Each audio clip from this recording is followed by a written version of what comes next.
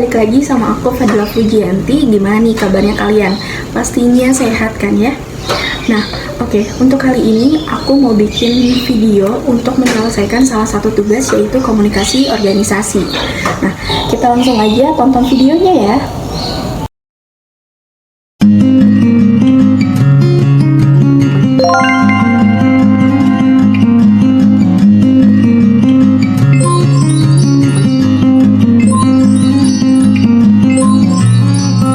Nah, kita langsung aja ke sebuah ceritanya. Nah, dari cerita di atas ada 3 pertanyaan. Pertanyaan yang pertama,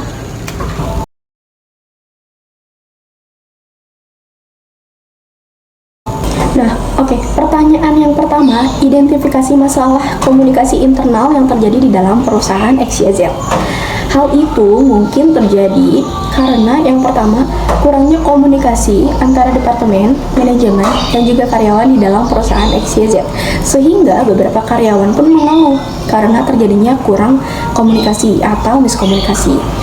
Maka dari itu, masalah komunikasi yang biasanya terjadi di dalam lingkungan kantor ataupun di dalam suatu perusahaan ada mencakup 3 hal. Yang pertama, itu ada masalah personal. Yang kedua, kurangnya mau mendengarkan. Yang ketiga, salah persepsi. Nah, dari ketiga hal tersebut memang mungkin terlihat sepele, tetapi jika didiamkan secara terus-menerus begitu saja, itu akan menimbulkan sebuah konflik di dalam satu tim tersebut.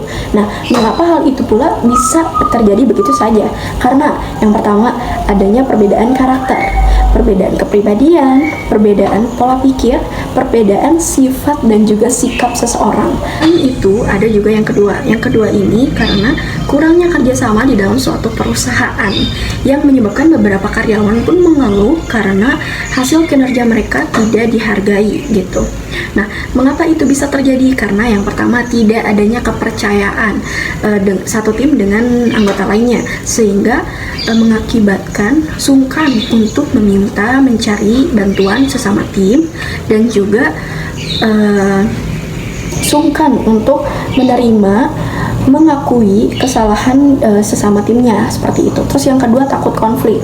Kurangnya rasa nyaman di dalam sebuah tim akan membuat anggotanya tidak akan mengikuti dinamika yang terjadi gitu. Terus yang ketiga, kurangnya komitmen. Komitmen ini, jika seseorang tidak memiliki komitmen, maka mereka akan melakukan pekerjaan dengan acuh tak acuh. Terus yang keempat, ada mereka tidak memperhatikan hasil gitu ya. Nah, memperhatikan hasilnya seperti apa? Jika seorang individu hanya memfokuskan pada suatu tujuan pribadinya gitu, maka cenderung mereka akan mengabaikan tujuan bersama timnya, seperti itu.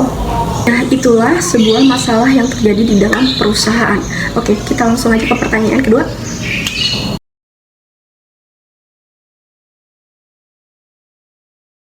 Di pertanyaan kedua ini, bagaimana cara untuk meningkatkan komunikasi internal di dalam suatu perusahaan XYZ?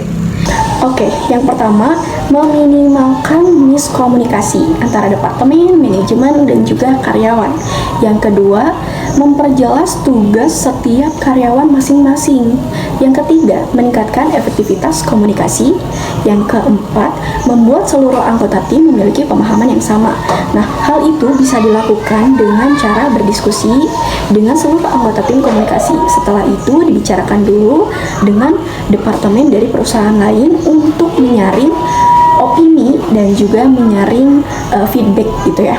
Terus setelah itu tentukan tujuan perusahaannya mau seperti apa. Nah, setelah ditentukan, lalu evaluasikan hasil dari diskusi dan juga pembicaraan tersebut. Nah, misalnya nih, laporan harian, laporan bulanan, laporan kemajuan, dan juga laporan dari departemen lain gitu ya, untuk menyaring opini-opini gitu. Nah, seperti itu peningkatan untuk komunikasi internal di dalam suatu perusahaan XYZ. Oke, kita langsung aja ke pertanyaan yang ketiga.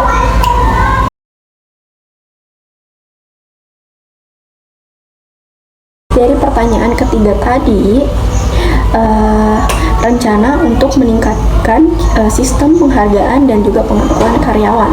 Oke, tentu saja seorang karyawan ingin sekali hasil kinerjanya diapresiasi oleh suatu perusahaan gitu ya.